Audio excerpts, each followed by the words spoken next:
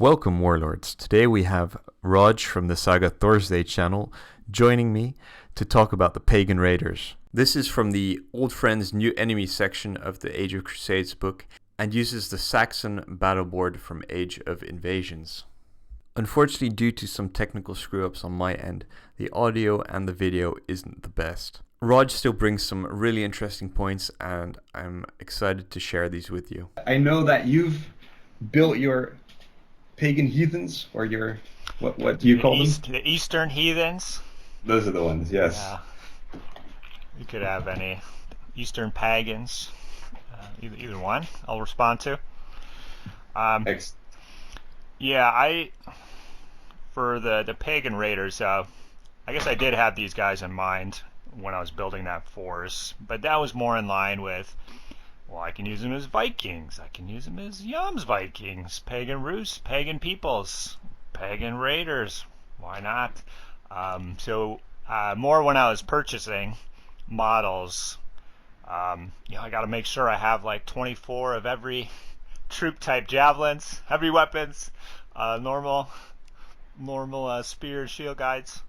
I have played the Age of Invasions board a couple times, just kind of in anticipation, but it was against Picts, I think, and then Romans. Okay, Age of so Invasions. not Yep. the official Pagan Raider battle board and their special flavor. Yes, their special goodies. No, yeah, that's kind of my background with them. Okay, so maybe we can start off with the changes in equipment. I'll kick that one off. So the large changes are the Warlord and Hearthguard can only be equipped with heavy weapons. Your warriors are equipped with javelins only, and technically those are your only options. However, they've added a useful little box in auxiliaries where you can take as many sailors as you want. So those are normally mercenaries and limited to one choice. However, you can take as many as you want, and obviously within your point limit, and they become loyal, which is great. So that opens up a whole new world of tricks, I guess. Pain for your opponent. Yeah, so to contrast the original Saxons, Warlord, Hearthguard, Warriors, just all regular guys on foot, no options. You could take levies, bows or slings, no levies here. But you look at it, heavy weapon, javelins, both +1 attack on the charge, and then the sailors can reduce their armor to gain additional attacks just inherently. So lower armor, just more attack. It does whatever the Saxons do, but it's just even more attackier and more hittier. And the Saxon board is really interesting. It is an attack board. There's abilities which reduce your own defense dice or make you basically easier to die. There's no way to increase your durability. So you're just kind of amplifying that, just like another notch higher, taking it to the extreme. So, yeah, I think this is kind of one where, I don't know, are you building a warband specifically for these guys? Yes and no. I had my extensive bits box. I kind of had all the models ready to go anyway. Okay. So they gave me a good excuse to dust them off and finally get them painted. Yeah, to me it's kind of like, this is what the Old Friends New Enemies kind of should be. It's like really one-dimensional. Once you have your warband, you probably, like, that's it. Where like other warbands, you can mess around with the levels of warriors and what kind of levy you use. This one, to me, I think you kind of build it, and like that's when you want to go Mad Max all out attack of warband, you're like, all right, I'm breaking these guys out because I just want to have fun. It's one of those warbands, so it's all attack based, but it's reducing your own armor and stuff, so a lot of your guys are dying too.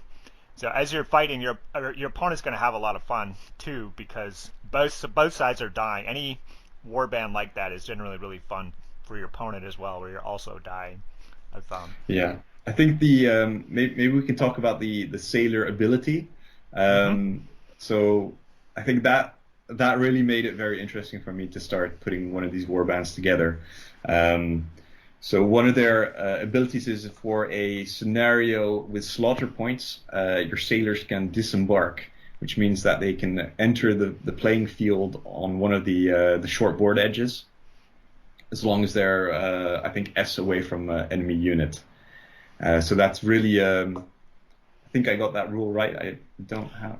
Yeah, I haven't looked it up. So, do they just show up and then next turn they can fight, or can they show up and then could you start loading? I think you have activations to. for. Yeah, I think it's at the end of your Okay. at the end of your turn. That's what I thought as well. So, I think that is fair. That'd be pretty mean to show up and then start running across the board. So the Saxon board is, like I said, it was attack, but it's very interesting because you have an orders ability which grants all your units additional attack. So you actually, the way that you fight is multiple kind of attack streams or waves, and the way that some of the fatigue abilities work, and you need a fatigue to be on this unit before you can go in with this unit, so your ability with this is higher than this. So it's a really interesting puzzle, and I think just having the sailors there gives you a little bit more mobility and just plays to the board strengths. Yeah, absolutely. It's also maybe a little bit of a strange one because it's a fully foot unit or foot-based warband in a cavalry era. So yes. I think having the sailors pop up somewhere really can put some pressure on people, because for my Huns, running away from people on foot is not a problem generally. So you do have a couple ways to get multiple activations. You are right about the board be playing very differently in invasions, where some of the warbands are foot based, but there are a couple mounted, versus in Crusades, and the foot guys like terrain, but there's no real terrain abilities or anything. So it's kind of different as compared to the pagan peoples. You don't have shooting from the terrain, so really you kind of want a wide open battlefield too, and come fight me, like come on, let's do it. It's very interesting. So the one ability, and this is why you got to hold off on building the warband, maybe, I don't know, is the Führer ability. Have you looked at that one? So that replaces combat bonus. So that is so good with your warlord. This is where the rares go. You don't really need the rares necessarily anywhere else. And you can queue this up multiple times, the Führer, so you can remove as many fatigues from your units as you wish, and then the enemy unit gains 3 attack dice per fatigue removed. But if you use a rare, it's only 1 additional attack.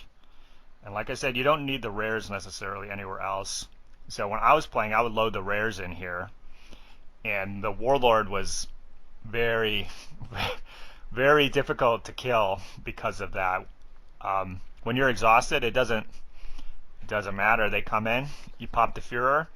It means absolutely nothing. I'm fresh. You get 3 more attacks. I mean, my armor is 5, maybe 6. I don't know what else is going on, but I just can't see them carrying that forward as is when when the rumored book comes out. Yeah, this is quite a risky episode to film with the impending Age of Invasions release. Well, maybe it'll prompt it. Yeah. Maybe, yes. It'll trigger it. The way that karma so there might works. be a very short shelf life to this particular episode. Yeah, some of the weird abilities, but I think are very thematic, are stuff like Vivacity or Jeers, where you kind of want your guys to die a little bit, so that triggers the ability itself. The Vivacity is where you get shot and then you can move or charge.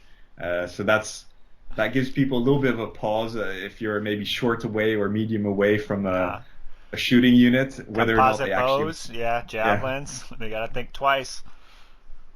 So I think that's it's a fun little board. I think that the sailors themselves, I'm not sure how many I would take in a warband. Maybe you've thought about that. Yeah, I have thought about it. I think I would take at least one for sure. It's interesting because the sailors are just, your regular armor 4 guys versus the javelins.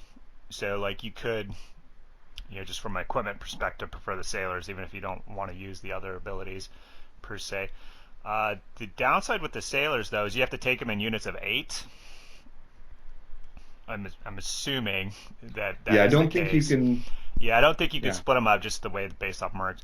I think you'd actually want to run smaller units based off some of the you kind of have throwaway units. I think when you play this, so having warrior units, maybe 5 or 6, is probably how big I would run the warrior unit. So having an 8 unit, I think, would be quite large with this. So based off that, I would take one for sure.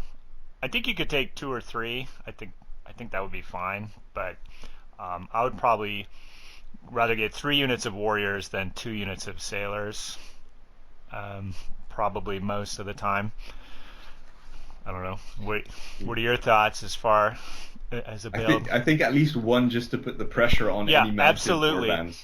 And Now- it's psychologically, I think you'll probably change people's plans more than is probably warranted just with the 1 unit of sailors.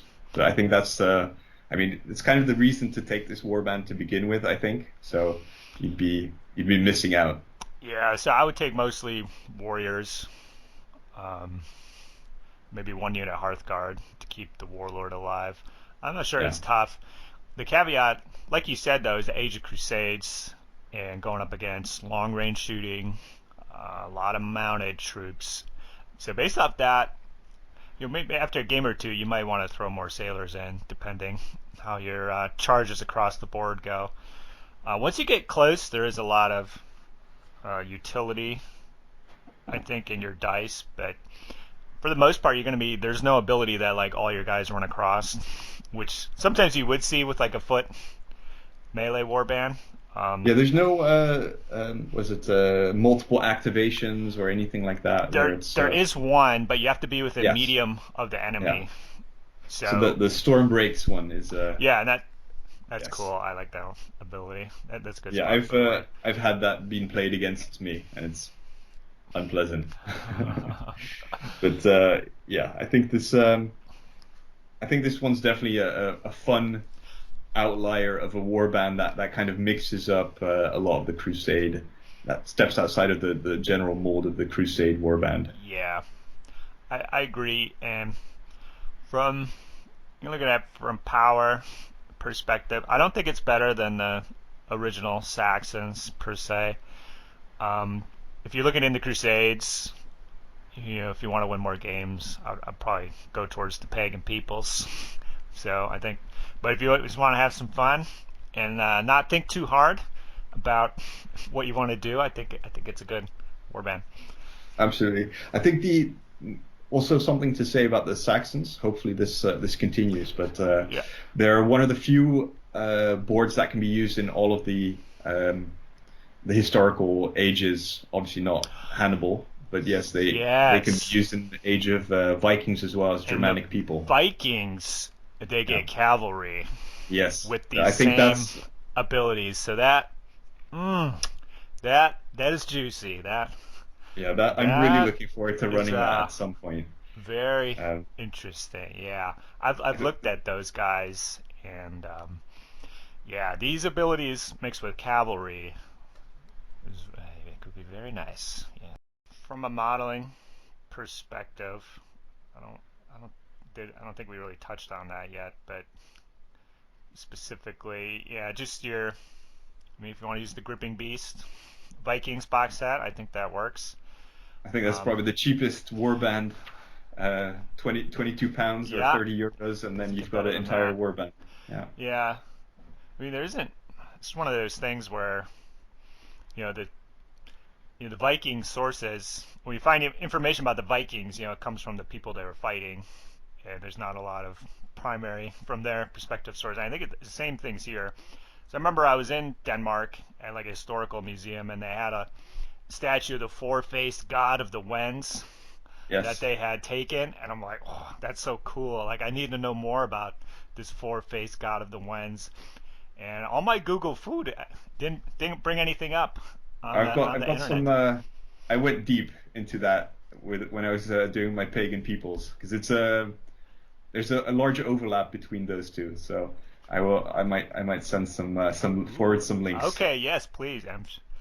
I want to know more about the All right. Wends. This concludes the Pagan Raider episode. Hopefully the sound wasn't too distracting. Thanks for hanging in there, and I'm going to work on a technical solution. Thanks a lot, and take care.